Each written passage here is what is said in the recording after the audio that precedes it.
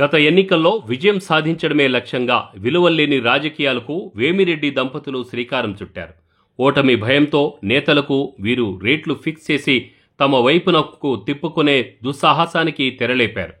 కోవూరు నియోజకవర్గంలోని ప్రజాప్రతినిధులను తమ శిబిరాలకు రహస్యంగా ఆహ్వానించి ఈ రకమైన మంతనాలకు శ్రీకారం చుట్టారు.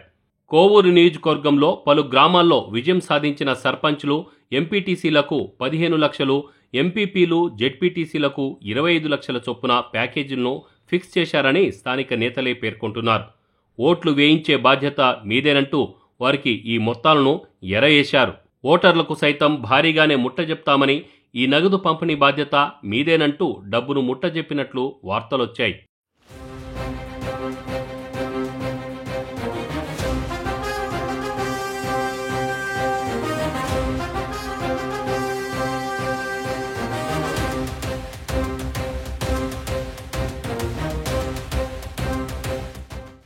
ఇదే క్రమంలో నియోజకవర్గంలోని అనేక ప్రాంతాలలో వ్యతిరేకతలు కూడా మూటగట్టుకున్నారు. వాటికి ప్రధాన కారణం నియోజకవర్గంలో సంబంధం లేని వ్యక్తులు వేమిరెడ్డి ప్రశాంత్ రెడ్డి చుట్టూ ఉండడం. గతంలో ఎన్నో సంవత్సరాలుగా టీడీపీలో పనిచేసిన గ్రామస్థాయి, మండల స్థాయి టీడీపీ కార్యకర్తలు, నాయకులకు సరైన ప్రాధాన్యత ఇవ్వకపోవడం, వేమిరెడ్డి ప్రశాంత్ రెడ్డి పక్కనే తిరిగే ఒక వ్యక్తి ఇసుక అక్రమ, గ్రావెల్ దందాలు చేస్తూ ఉండటం, 2024 ఎన్నికల్లో చివరి నిమిషం వరకు టీడీపీ ఇన్ఛార్జిగా ఉన్న పోలంరెడ్డి, దినేష్ రెడ్డి, పోలంరెడ్డి అభిమానులకు నియోజకవర్గంలో తగిన ప్రాధాన్యత దక్కడం లేదంటూ కొన్ని విమర్శలొచ్చాయి. అంతేకాకుండా కోవూరు నియోజకవర్గంలో గ్రూపు రాజకీయాలకు వ్యూహకర్త పోలంరెడ్డి దినేష్ రెడ్డిననే ఉద్దేశంతో ఆయన్ను సైలెంట్గా సైడ్ చేశారని సమాచారం. ఎన్నికల ఖర్చుల వ్యవహారాలను చూసేందుకు తమ సొంత టీంను రంగంలోకి దింపారని తెలుస్తోంది.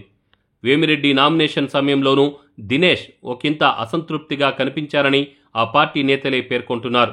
అయితే టీడీపీలో చేరిన నేతల్లో చాలామంది అక్కడ ఇమడలేక తిరిగి తమ సొంత గూటికి వెళ్లిపోతుండడంతో వీరి వ్యూహాలు బూమరంగయ్యాయి. మరోవైపు జగన్మోహన్ రెడ్డి కట్టబెట్టిన పదవులను అనుభవిస్తూ వీరు పార్టీని మారి తప్పటడుగులు వేశారని ఆయన వర్గీయులే బహిరంగంగా చెప్పుకున్నారు.